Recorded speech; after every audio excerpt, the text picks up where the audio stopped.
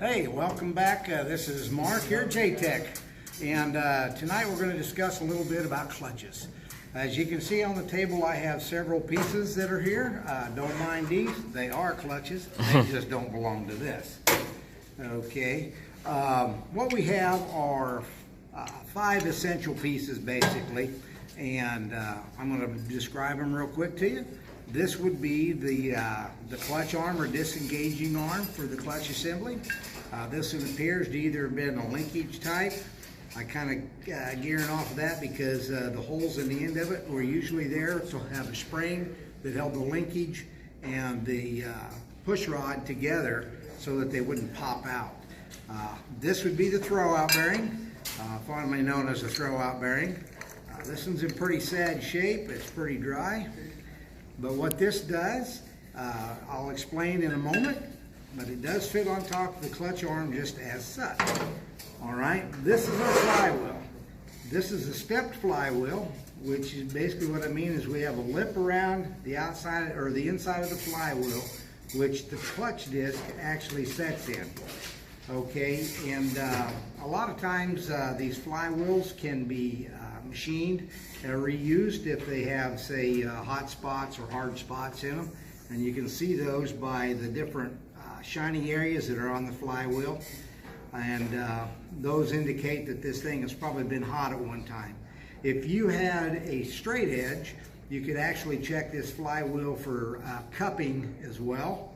The straight edge would have to set between the 2 raised shoulders, or if you had a flat flywheel like a majority of them are, you could put a straight edge straight across it, and you could actually use a feeler gauge and check it at different degrees in a 360 degree circle to see if you had any type of cupping.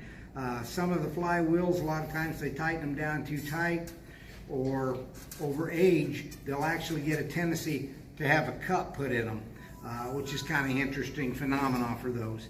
As you can see, we also have a sealed pilot bearing in this one. It's a roller bearing. These can be in a roller bearing or they can be in a centered bushing. The bushing would generally goes into the back of the crankshaft, and it's impregnated with graphite or a moly type lube. And the bearings too can go in the back of the crankshaft. This particular one happens to set in the clutch or in the flywheel. So, but they all do the same purpose. They're all there for the same reason. Okay. Now, that being said, we have what we call the pressure plate. This happens to be a diaphragm pressure plate with all the multiple fingers on it. They have several different types of pressure plates, anything from the diaphragm to a Borg and Beck pressure plate. A Borg and Beck pressure plate is a pressure plate that has 3 fingers that are spaced evenly apart on it. Generally, those are more for your heavy-duty type environments, like maybe even light-duty truck to heavy-duty truck, that type of stuff, or farm trucks, if you will. And they have a lot more spring tension. And speaking of spring tension, these diaphragm clutches or diaphragm pressure plates, and even say the Borg and Beck type, they have springs that lay underneath the metal facing of the pressure plate that actually are what force the pressure plate or force the compound pressure against the clutch disc to prevent it from spinning.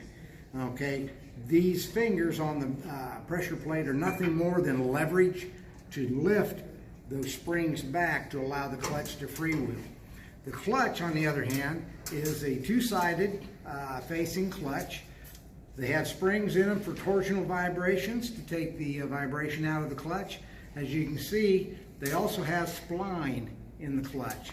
The spline in the clutch actually engages the input shaft on a transmission. This isn't for this particular transmission, but this is the gist of it. Okay, and the pressure plate on it then would go over the transmission input shaft, and it would set pretty much like so on there, with the pressure plate being bolted to the flywheel. Okay, in order to do that particular type of deal, you'd have a what they call a pilot bearing or a pilot shaft. The pilot shaft would be the exact replica of the pilot shaft that goes with the vehicle you're physically working on. And that's how you basically line these up. Without them, I've done it, and it is a difficult time to do. If you don't have a pilot shaft and you're just trying to shotgun this thing together, it is hard because you got to have somebody in there pressing the clutch while you're trying to adjust the transmission to get it to work. Okay, going back to the cupping situation, a lot of times the cupping can be caused by improper torque specs on the pressure plate to the flywheel, and that can cause uneven stresses on the flywheel. So be very mindful of that when you're doing one. Okay, and the final piece again is the throwout bearing. The throwout bearing runs on the back of the fingers of the pressure plate, just like so.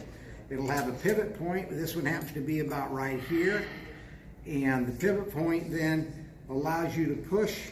If this was mounted solid, the amount of distance this moves is the amount of distance this pilot bearing would push in to allow this pressure plate to be lifted off of the clutch and to allow the clutch to sit here and spin freely between the flywheel and the pressure plate, which basically disengages the clutch from the transmission, allows you to shift gears. So I hope that's informative.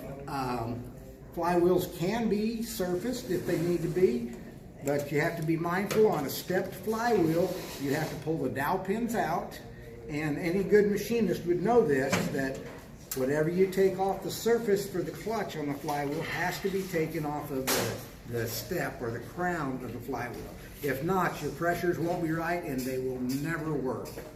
There are some vehicles actually that don't recommend doing that at all because they never work.